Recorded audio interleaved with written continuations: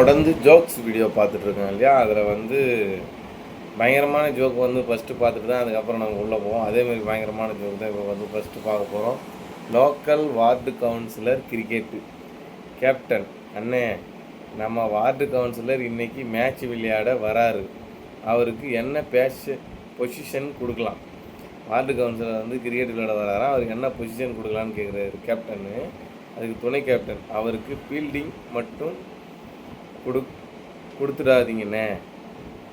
Captain, ஏண்டா fielding மட்டும் கொடுக்கக்கூடாது? துணை கேப்டன், பின்ன என்னண்ணே, அவர் கையில் பந்து போனால் அடுத்த பட்ஜெட்டில் ரோடு போடும்போது தான் பந்தை தருவேன்னு சொல்லி அமுக்கி வச்சு பாரு, தவிர திரும்ப தூக்கி போட மாட்டேன்னு பேசாமல் அவரை அம்பையர் ஆக்கிடுங்க.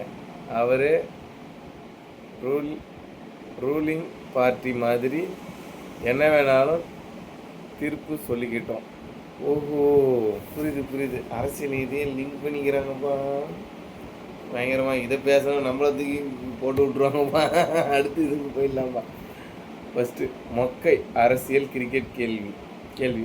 கிரிக்கெட்டில் எந்த பவுலர் எப்போவுமே தேர்தலில் நின்னா ஜெயிப்பார்? கிரிக்கெட்டில் எந்த பவுலர் எப்போவுமே தேர்தலில் நின்னா ஜெயிப்பார்? நம்ம ஸ்பின்னர்கள் தான். ஏன்னா அவங்க தான் மக்களை எப்படி திருப்பி ஓட்டு போட வைக்கணும்னு நல்லா தெரிஞ்சு வச்சுருப்பாங்க. பால் ஸ்பின் பண்ணுறவங்களுக்கும் மக்களுங்க எப்படிங்க தெரியுங்க? என்னங்க சம்மந்தம் இருக்குது? அதனால தான் இது பேர் மொக்க ஜோக்கு. அடுத்து பார்க்கலாம். கட்சி மாறுற பிளேயர் தலைவர், தம்பி நேற்று வரைக்கும் எங்கள் கட்சியில் இருந்துட்டு இன்றைக்கி ஆப்போசிட் கட்சிக்கு போயிட்டேன், உனக்கு மனசாட்சியே இல்லையா அப்படின்னு சொல்லிட்டு கேட்குறாங்க தலைவர். தொண்டர் சொல்கிறார், தலைவா நான் ஒரு தீவிர கிரிக்கெட் ரசிகன் தலைவா. சரி, அதுக்கு என்னடா அர்த்தம் அப்படின்னு தலைவர் கேட்குறாரு. தொண்டர், கிரிக்கெட்டில் இன்னிங்ஸ் பிரேக் விட்டால்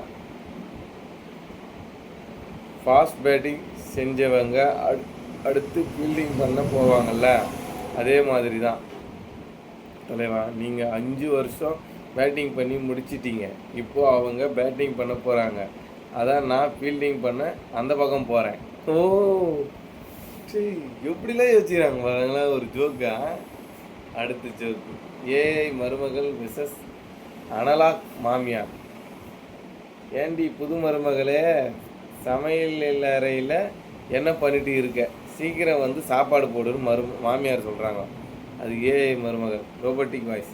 மாமியார் அவர்களே, தற்போது எனது ப்ராசஸர் சூடாகி உள்ளது. சமையல் குறிப்புகளை டவுன்லோட் செய்வதில் நெட்வொர்க் எரர் ஏற்பட்டுள்ளது. எனவே அடுத்த 2 மணி நேரத்திற்கு ஸ்லீப் மோடுக்கு செல்கிறேன். ஓஹோ, அடுத்த 2 மணி நேரத்துக்கு தூங்க போகிறாங்களாம் மாமியார். டேய் மகனே, எங்கடா போய் இந்த ரோபோட்டை கூட்டிகிட்டு வந்த, ஒழுங்காக விளக்கமாறு எடு, நான் இதோட சிஸ்டத்தை ஹார்ட் ரீசெட் பண்ணுறேன் அப்படின்னு சொல்லிட்டு மாமியார் சொல்கிறாங்க. எங்கேயோ கொஞ்சம் புரிஞ்ச மாதிரி தான் இருக்குது, ஆனால் புரிய மாட்டேங்குது நம்மளுக்கு. நம்ம ஒரு இது. அடுத்து ChatGPT சொன்ன தீர்ப்பு.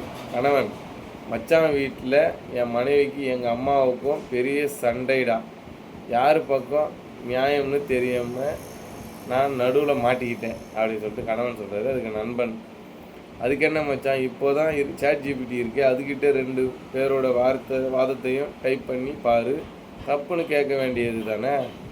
கணவன், கேட்டேன் மச்சான், ஆனால் அது ஆபத்தான கேள்விக்கு என்னால் பதிலளிக்க முடியாது என சாஃப்ட்வேர் ஹேக்ஸ் செய்யப்படலாம், அல்லது என் வாழ்நாள் ஆக்சிஸ் முடக்கப்படலாம்னு பயந்து போய் அப்ளிகேஷனை கிளாஸ் பண்ணிவிட்டு ஓடிடுச்சு. ChatGPTக்கே இந்த நிலைமையா? பொண்டாட்டிங்கிட்ட மாட்டிக்கணும், மாமியாருக்கும் பொண்டாட்டிக்கும் பார்த்துக்கணும். இதோட இந்த வீடியோ முடியுது. தொடர்ந்து சப்போர்ட் கொடுத்த எல்லாருக்கும் தேங்க்யூ. பை.